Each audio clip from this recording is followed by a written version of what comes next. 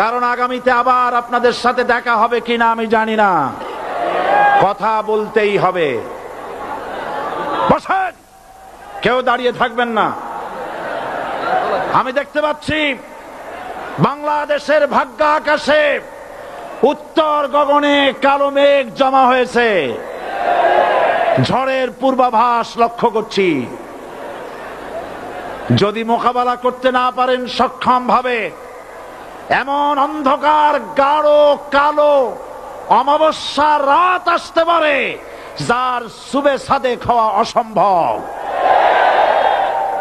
সুতরাং আপনারা কি কাপুরুষের মতো কাফের মুশরিকদের গোলামি করে মরতে চান? বিড়ালের মতো 500 বছর বেঁচে থাকার কোনো লাভ নাই। সিংহের মতো 1 ঘন্টা বাঁচতে চাই। আমাদেরকে বলা হয় সাম্প্রদায়িক উস্কানিমূলক কথা নাকি আমি বলি। পত্রপত্রিকা দিছে না তারা? সাম্প্রদায়িক উস্কানি কথা, সাম্প্রদায়িক উস্কানিমূলক কথা বলি। সেই জন্যই বোধহয় শত শত মুসলিম আমাদের কাছে এসে মুসলমান হয়। মানুষে আর বোকা বানানো যাবে না। যাবে কি? আর বোকা বানানো যাবে? তারপর বলছে কি, এরপরে বলছে আমাকে বলছে রাজাকার।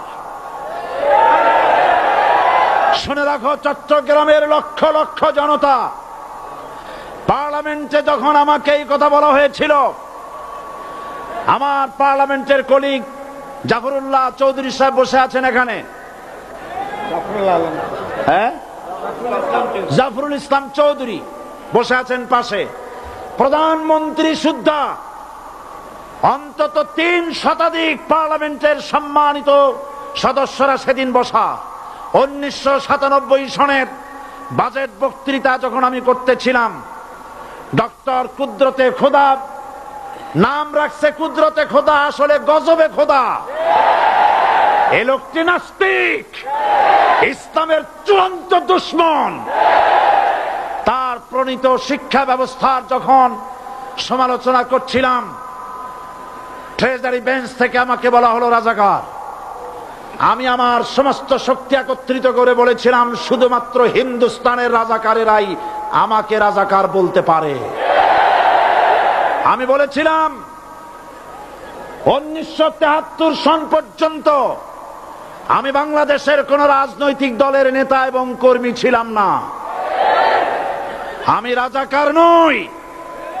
আমাকে রাজাকার বলে যদি তাকে প্রমাণ করতে না পারে 10 কোটি টাকার মানহানি মামলা দায়ের করব। আমার এই বক্তব্য সারা দুনিয়া শুনেছে। পার্লামেন্টে আমার এই বক্তব্য রেকর্ড হয়ে আছে। সেদিন 3 শতাধিক পার্লামেন্ট মেম্বারের কেউ আমার চ্যালেঞ্জ গ্রহণ করেন নাই। যে কোনো ব্যক্তি পার্লামেন্টে গিয়ে আমার বক্তৃতা দেখে আসতে পারেন। এরপরে 1997 সনের 7 অক্টোবর দৈনিক জনকণ্ঠ পত্রিকা যখন আমার বিরুদ্ধে লিখল, সেই পত্রিকায় সাইদির ওপেন চ্যালেঞ্জ 8ম পাতা, 1997 7 অক্টোবর, এত বড় 2 কলামে হেডিং। সেখানে আমি বলেছি বাংলাদেশের সকল সাংবাদিক, গোয়েন্দা বিভাগ, বাংলাদেশের সকল বুদ্ধিজীবীকে আমি আমার পিরোজপুরে আমন্ত্রণ করছি। আমার উপস্থিতিতে যদি কেউ প্রমাণ করতে পারে বাংলাদেশের স্বাধীনতা যুদ্ধের বিরুদ্ধে আমার কোনো ভূমিকা ছিল, সজ্ঞানে স্বেচ্ছায় জাতীয় সংসদের সদস্য পদ থেকে পদত্যাগ করব। 3 বছর পার হয়ে গেছে, আজ পর্যন্ত কেউ এই চ্যালেঞ্জের মোকাবেলা করে নাই। সুতরাং আমাকে যারা রাজাকার বলবে তারা পিতৃ পরিচয়হীন অবৈধ সন্তান। 1971 সনের, শোনো মুসলমানেরা, 1971 সনের কোন কাদা সাইদির গায়ে লাগে নাই। আমাকে রাজাকার বলে জনগণ থেকে বিচ্ছিন্ন করবা, জনগণ থেকে আমারে বিচ্ছিন্ন করা যাবে না। কারণ এই জনগণ আমার জন্য আসে না, এই জনগণ আসে আল্লাহর কোরআনের জন্য।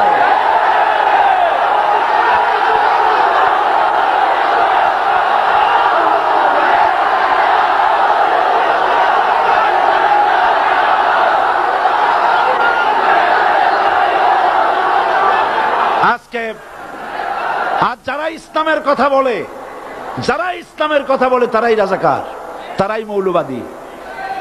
মৌলবাদী বললে আমরা অসন্তুষ্ট হই না, কারণ মৌলবাদী শব্দটা আসছে মূল থেকে। মৌল শব্দ এসেছে মূল থেকে।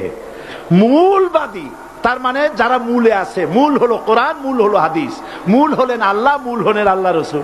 আমরা আছি মূলে। এখন বলেন তো মূলের শক্তি বেশি না আগার শক্তি বেশি? আমাদের যারা মৌলবাদী বলে ওরা হলো আগাবাদী। মূলে আছে কত কোটি? 12 কোটি। মূলে আছে কত কোটি? আর আমাদের যারা মৌলবাদী বলে ওই থাকো গাছের আগায়, আমরা মূলে। লাভালাভি বেশি করবা না, 12 কোটিতে গাছের গোড়া আসতে নানা দেবে, মামু বাড়ি দিল্লি গিয়ে পড়বা, বাংলার জমিনে জায়গা হবে না।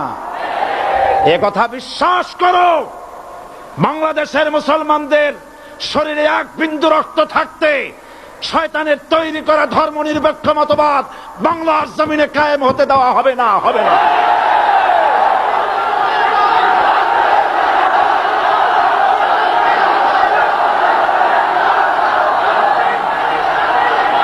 রাসূল করিম সাল্লাল্লাহু আলাইহি ওয়াসাল্লাম কোরআন প্রতিষ্ঠার জন্য আন্দোলন করেছিলেন। আয়াতুল কুরসি আমাদের সে কথাই শিখেছে। আল্লাহ রাব্বুল আলামিন বলেন, আল্লাহু লা ইলাহা ইল্লা হুয়াল হাইয়ুল কাইয়্যুম। প্রাণ খুলে পড়েন, আল্লাহু লা ইলাহা ইল্লা হুয়াল হাইয়ুল কাইয়্যুম। আল্লাহ হচ্ছেন তিনি যিনি ছাড়া কোনো ইলাহ নাই, আইনদাতা নাই, বিধানদাতা নাই। আমরা মানুষের তৈরি করা আইন মানি না। 12 কোটি মুসলমানের দেশে আইন তৈরি করবে মানুষ, আমরা মানব না। পার্লামেন্টে তৈরি হতে হবে কোরআন দিয়ে, পার্লামেন্টে আইন তৈরি হতে হবে কোরআন দিয়ে। সুতরাং ভয় যতই পান আর যতই ষড়যন্ত্র করেন, 4 দল যখন একত্রিত হয়েছে, ঐক্যবদ্ধ থাকবে, সরকার ঐক্যবদ্ধভাবে গঠন হবে, নির্বাচন ঐক্যবদ্ধভাবে হবে এবং কোরআন হবে, আল কোরআনের পার্লামেন্ট হবে বাংলাদেশে।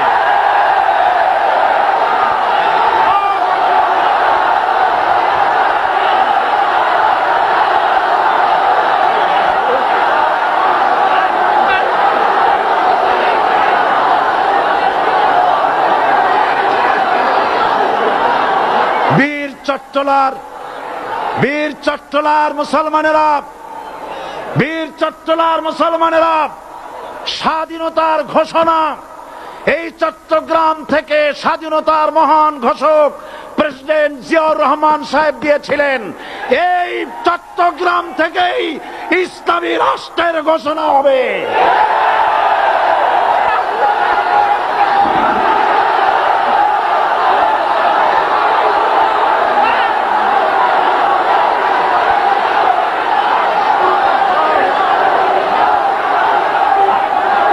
আশাবাদী আপনারা অবশ্যই তা পারবেন। আমি 100% বিশ্বাস করি ইনশাআল্লাহ। কারণ যে ষড়যন্ত্রের মোকাবেলা করে স্থানীয় রাজনৈতিক দলের নেতৃবৃন্দ কোরআনের মাহফিল সিনায় এনেছেন, আমি প্রথম দিনই বলেছি চট্টগ্রাম তাফসিরুল কোরআন মাহফিল কোন রাজনৈতিক দলের প্রতিনিধিত্ব করে না। এটা কোন জামাত শিবিরের একক সম্পদ নয়, এটা চট্টগ্রামের মুসলমানদের কলিজার টুকরা তাফসিরের মাহফিল। সুতরাং এই মাহফিল